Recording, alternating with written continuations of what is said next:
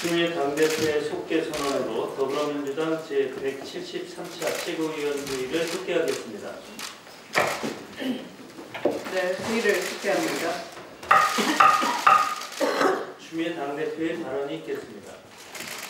네, 뒤에 회의에 들어서 배경이 바뀌었습니다.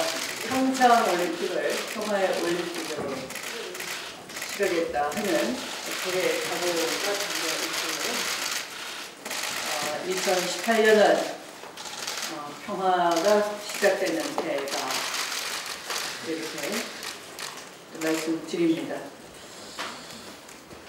어떤가요? 카메라에 잘 나옵니까?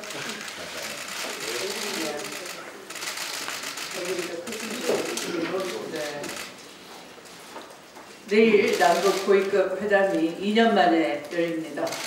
평창올림픽을 평화올림픽으로 치르겠다는 문재인 대통령의 강력한 의지가 결실을 맺기 시작한 것입니다. 남북이 벽과 형식의 시간을 허비하지 않고 빠른 시간 안에 남북 대화를 복원하기로 한 점은 아주 큰 진전이라고 하겠습니다. 지난 5일 독일의 한 유력 주간지는 문재인 대통령에 대해서 북한의 군사적 위협 속에서도 한반도 평화를 위해 특별한 역할을 하고 있다고 조명을 했습니다. 이처럼 남북 대화의 복원은 문재인 대통령과 더불어민주당이 그간 어려웠던 대내외 환경 속에서도 포기하지 않고 끈질기게 시도했던 노력의 산물이라 하겠습니다. 물론 아직까지는 그 어떠한 낙관도 기관도 장담할 수는 없습니다. 그러나 분명한 것은 평화는 대화에서 시작된다 하는 사실입니다. 모처럼 맞은 남북 대화의 기회를 정부는 인내와 끈기로 여야는 하나된 마음으로 응원하고 지지해야 할 것입니다. 미국의 트럼프 대통령은 지난 주말 남북 대화를 100% 지지한다 라고 하고 북한 김정은 위원장과는 언제라도 대화의 가능성을 열어두고 있다 라고 했습니다. 트럼프 대통령의 한반도 문제 해결을 위한 합리적인 인식과 북미 간 대화 의지를 높이 평가하고 환영합니다. 이는 한미동맹이 그 어느 때보다 강력하며 공동의 목표를 위해 양국이 긴밀히 공조하고 있음을 다시 한번 확인한 것이기도 합니다. 당청은 내일 열리는 남북 고위급 회담이 얼어붙은 한반도에 봄을 날리는 평화의 새싹이 되도록 잘 관리해 나갈 것입니다. 자유한국당이 이대로 가면 지방선거 참패라고 생각했는지 이제 와서 대국민 탄핵 반성 이벤트를 벌린다고 합니다. 진심 어린 반성은 반대 없고 이벤트를 벌린다고 하니 탄핵 1년이 다 되도록 사과 한마디 없고 반성문 한 장 써내지 않다가 이제 와서 선거용으로 탄핵 반성 이벤트를 하겠다는 것인지 참 어이가 없습니다. 자유한국당의 탄핵 반성 쇼라는 것은 국민들도 납득하지 못할 것입니다. 탄핵 반성은 국정농단과 헌정유린에 대한 사과뿐만 아니라 적폐 청산에 대한 전향적인 태도 전향이 없다면 그 쇼도 쇼에 그칠 뿐입니다. 촛불로 탄생한 문재인 정부를 인정하지 않고 적폐 청산의 거대한 흐름마저 끝내 거역한다면 반성쇼는 안 하니만 못할 것입니다. 탄핵 반성이 선거용 쇼로 끝나지 않기 위해서는 무엇보다 과거 정권의 국정농단을 진심으로 사죄하고 적폐 청산에 협조해야 할 것입니다. 과거 자유한국당이 정권 9년 동안 남북관계와 한반도 평화는 망가질 대로 망가졌고 부서질 대로 부서져 국민을 불안만 키워왔습니다. 그런데도 이를 회복시키는 과정에 끊임없이 딴지를 걸고 어깃장을 놓는 태도 역시 달라져야 할 것입니다. 자유한국당의 진심 어린 성찰과 반성, 태도 변화를 촉구합니다. 네, 말씀을 마치겠습니다. 네, 우원식 원내대표의 발언을 듣겠습니다. 추미애 대표께 의원님께서도 말씀하셨습니다만 조금 더 붙이겠습니다. 북한이 어제 이성건 조평통위원장을 단장으로 하는 5위급 회담 대표단 명단을 확정해서 발표했습니다. 그제 정부가 제안한 5인 대표단 구성을 수용한 것입니다. 앞서 지난 금요일 회담 일시 및 장소와 관련해서 우리 측의 제의를 전폭 수용한 데 이어서 대표단 규모와 구성에 대해서도 정부의 제안에 적극 호응한 것입니다. 아직 일부 조율 사항이 남아있기는 합니다만 큰 틀에서 당국 간 회담 준비가 거의 마무리된 셈입니다. 이로써 지난 2015년 12월 이후 2년 1개월 만에 남북 간 대화의 문이 다시금 열리게 되었습니다. 특히 불과 일주일 만에 남북 간 회담 준비가 완료된 것은 끈기와 인내를 갖고 줄곧 대화 가능성을 열어놓은 우리뿐 아니라 북측도 남북 간 긴장 완화와 대화의 필요성을 절감하고 있다는 것을 말하는 것입니다. 4강 외교 복원에 이어 본격적인 남북 대화까지 이끌어내면서 문재인 정부의 한반도 운전자론이 본격적인 시동을 걸게 되었습니다. 참으로 다행스러운 일입니다. 이럴 때일수록 정부는 보다 차분하고 신중한 자세로 남북 고위급 회담에 임해야 할 것입니다. 첫 술에 배부를 수 없는 만큼 북한의 평창올림픽 참가와 남북 선수단 동시 입장, 단일팀 구성 등 당면한 과제 해결에 집중하면서 대화의 고리 복원과 신뢰 구축에 우선 힘을 쏟아야 할 것입니다. 특히 이후 진행될 각급 후속 회담에서 구체적인 합의의 성과를 하나하나 이끌어낼 수 있도록 세심하고 전략적인 자세를 갖춰야 할 것입니다. 아울러 이번 남북 고위급 회담을 계기로 지난해 우리가 제안한 남북 군사회담과 이산가족 상봉을 위한 적시자 회담 성사에도 박차를 가해야 할 것입니다. 다행히 미국과 중국을 포함한 국제사회도 남북 대화를 전폭적으로 지지하니만큼 우리 정부가 자신감을 가지고 남북 대화를 주도해 나가야 할 것입니다. 국내 정치권 또한 소모적 논쟁보다는 남북 화해와 협력을 위한 정부의 노력을 적극 뒷받침해야 할 것입니다. 평창 동계올림픽이 꼭 한 달 앞으로 다가온 상황에서 올림픽의 성공을 위해서도 이번 회담은 중요한 적기입니다. 또한 이 기회를 통해 남북 대화와 협력의 폭과 수준을 넓혀간다면 북핵 문제 해결의 실마리도 또한 찾아낼 수 있을 것입니다. 이념과 당리당략을 떠나 남북 고위급 회담의 성공을 위해 야당의 적극적인 노력을 간곡하게 호소합니다.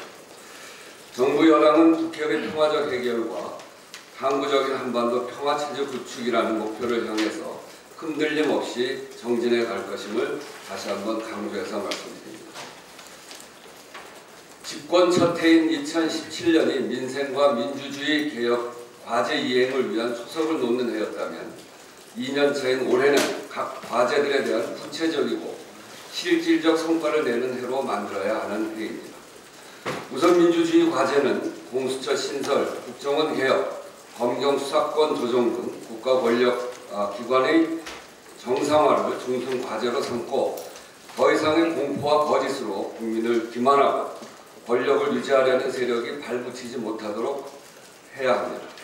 더불어 대한민국의 안정적이고 장기적인 발전을 위한 개헌도 적기를 맞고 있는 만큼 좌고우면하거나 정치적 유불리의 거래 대상으로 삼지 말고 국민과 약속대로 이행해야 합니다. 이런 중요성을 여야 모두 공통적으로 인식하고 있기에 지난 연말 여야 합의를 통해 2018년 시작과 동시에 사법개혁특위와 개헌 정치개혁 통합특위를 가동키로 한 것입니다. 민주당은 여야 합의를 신속하게 이행하기 위해서 이미 지난 주중 양특위의 위원을 선정 발표했습니다. 국민의당, 바른정당, 정의당 또한 선정을 완료했습니다. 하지만 자유한국당만 아직 위원장 인선 외에 위원 선정에 결론을 내지 못하고 있습니다. 자유한국당은 자신들이 여당 시절 만든 개헌특위 자문위원회 권고 내용을 물고 늘어주면서 개헌 정국을 혼란스럽게 만들지 마시고 연말 합의 정신에 따라 사법 개헌 정계 통합특위 인선을 조속히 완료하고 신속하게 논의를 시작할 것을 요구합니다. 한편으로 2018년은 민생의 해여야만 합니다. 정권 교체의 당위성은 국민의 삶을 구체적으로 변화시키기 위한 것입니다. 올해부터는 피부로 체감할 수 있도록 반드시 총력을 기울여야 합니다.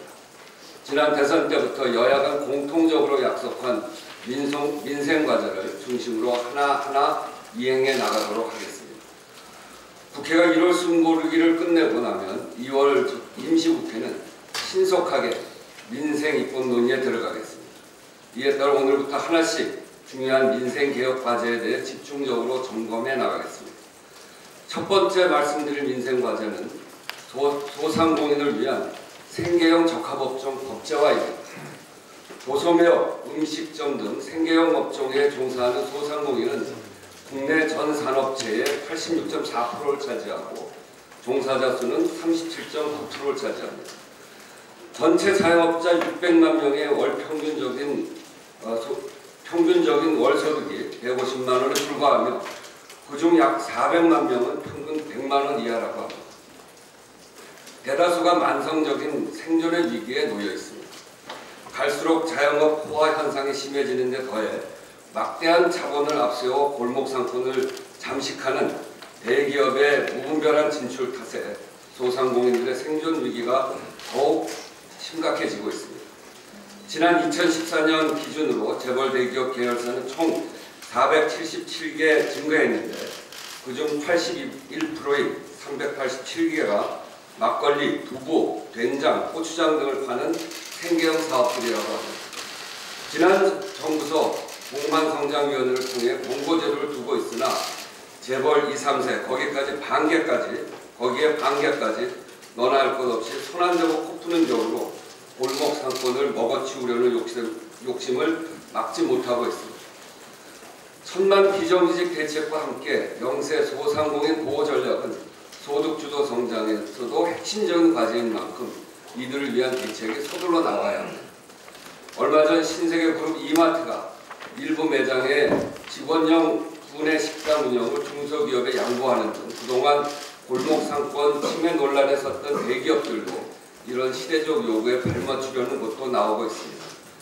대기업과 중소기업의 동반 성장과 상생 경제를 위한 신세계그룹의 결단에 박수를 보냅니다. 다 함께 박수 한번 치면 어떻겠습니까? 잘하네요. 이런 신세계의 결단이 다른 대기업에 확산되기를 진심으로 바랍니다.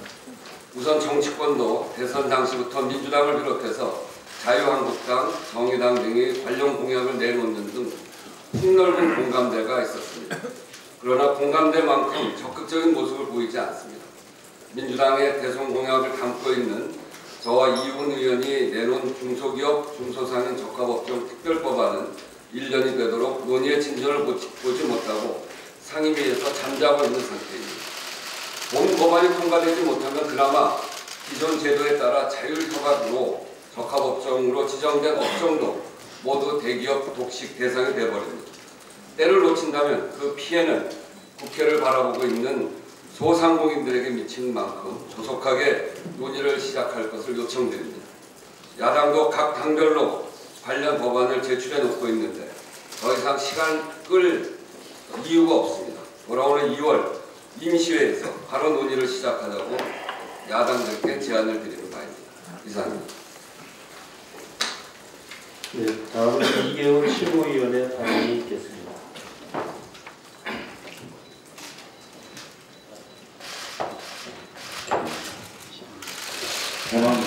호남 최고위원 이계훈입니다.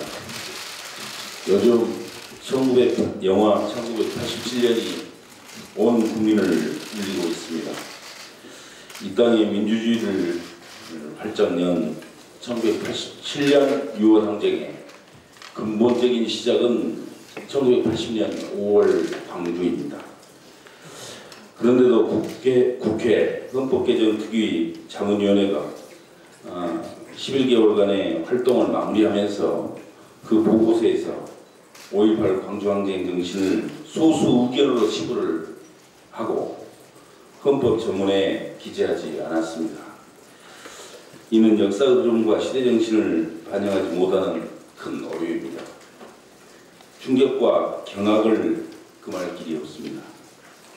문재인 대통령께서도 지난해 대선 과정에서 5.18 정신을 헌법 전문에 넣겠다고 공약을 한 데 이어서 5.18 기념식장에서는 5.18 정신을 헌법 전문에 담아서 개헌을 완료할 수 있도록 국회의 협력과 국민 여러분들의 동의를 정중히 요청드린다고 말씀하셨습니다. 5.18 정신을 헌법 전문에 넣어서 계승을 하려는 것은 이 땅에 다시는 군사 독재, 민주주의 훼손의 불행한 역사를 되풀이해서는 안 된다는 전 국민의 여망을 담아서입니다. 이러한 사실을 국회 개헌특위 자문위원회는 반드시 명심해야 합니다. 이상입니다. 네, 다음은 민홍철 최고위원의 발언이겠습니다. 예, 영남 최고위원 민홍철입니다. 네, 시민들이 여전히 지진 피해로 신음하고 있는 가운데 포항시가 30억짜리 대종 제작을 추진한다고 합니다. 시 승격 70주년에 맞추어 제작한다고는 하지만 지난해 유례 없는 지진 피해로 546억 원의 피해를 입고 1,440억 원의 복구비가 예상되는 상황에서 과연 합당한 행정인지 묻지 않을 수 없습니다. 흥해 실내 체육관 등에 거주하는 이재민만 500명이 넘고 위험 판정 건물이 늘어나는 상황에서 수십억짜리 대종 제작이 시급한 일이냐 이렇게 시민들은 질타하고 있습니다. 게다가 재원의 활용 문제도 문제가 있습니다.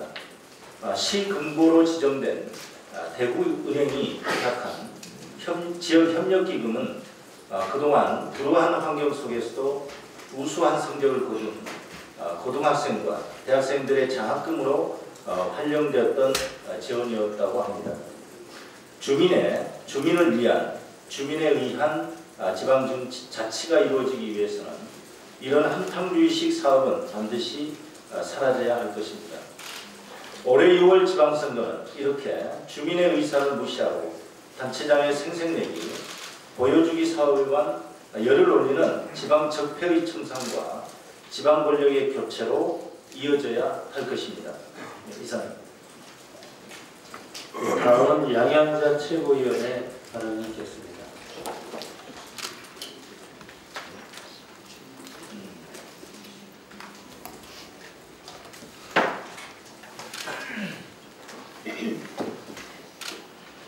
며칠 전 저도 영화 1987을 봤습니다. 영화 속의 20살 연인은 그런다고 세상이 바뀌느냐고 묻습니다. 문재인 대통령께서 어제 그 질문에 대해 답했습니다. 역사는 금방금방은 아니지만 긴 세월을 두면서 뚜벅뚜벅 발전해오고 있는 것이라며 우리가 노력하면 세상이 바뀌는 것이란 답을 주셨습니다. 노무현 대통령의 부모님도 계란으로 바위치기다, 모난 돌이 정 맞는다며 앞장서지 말라고 말렸지만 노무현 전 대통령도 문재인 대통령도 돌아가신 김대중 전 대통령도 김근태 장관님도 세상을 바꾸기 위해 목숨 걸고 싸우셨습니다. 그 겨울이 너무 길고도 추워 봄이 오리라 상상하지 못했던 살벌하고 암울했던 시절을 온몸으로 맞서 싸웠던 민주화의 주역들에게 깊은 존경과 감사의 말씀을 드립니다. 우리 당에는 독재 권력의 한거에 민주주의와 인권을 지키기 위해 목숨 걸고 싸운 분들이 많이 계십니다. 선배이자 동지인 우리 당의 민주화 주역들께도 진심으로 존경과 감사의 말씀을 올립니다. 그 당시 불의에 맞서 함께 싸워주신 정의로웠던 언론인들께도 감사의 말씀드립니다. 1980년 광주를 다룬 영화 택시 운전사도 봤습니다. 철없던 중학생으로 이 참혹했던 광주 학살을 그저 안타깝게 바라보던 제 모습이 생각납니다.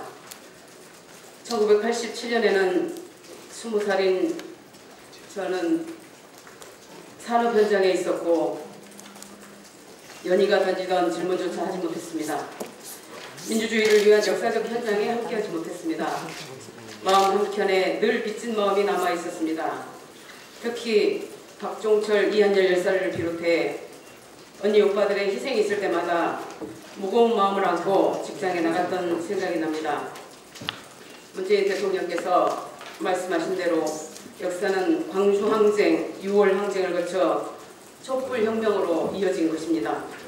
영화 택시운전사 1987 영화에는 없었지만 언젠가 2017 촛불이 영화로 만들어진다면 광화문 광장에 있는 저도 나올 것입니다. 역사는 우리에게 교훈을 줍니다. 세상에 도전하면 세상을 변화시킬 수 있다고 말입니다. 제가 정치의 영역에 들어온 시간은 아주 짧지만 민주주의와 인권, 평화와 통일을 위해 일관되게 싸워온 민주당의 역사가 저를 보다 정의로운 길로 이끌어 줄 것이라 확신합니다. 1월 14일은 박종철 열사 30주기입니다. 2년 전인 2016년 1월 12일은 제가 민주당에 입당한 날입니다. 오목했던 그 시절에 함께 싸우지는 못했지만 문재인 대통령님과 민주당 덕분에 정권 교체를 위해 작은 벽돌 하나 놓을 수 있었습니다. 민주화의 주역들이 있는 민주당에 입당한 것을 너무 자랑스럽게 생각합니다. 저를 받아주셔서 감사합니다. 민주당의 역사가 그랬던 것처럼 사회적 약자들의 편에 서서 보다 나은 세상을 만들기 위해 싸우겠습니다. 문재인 정부의 성공을 도와 정의롭고 새로운 대한민국을 반드시 만들겠습니다. 민주당의 발전과 승리를 위해 저의 역할을 찾아 기여하도록 하겠습니다. 민주당다운 미래를 열어가겠습니다. 감사합니다.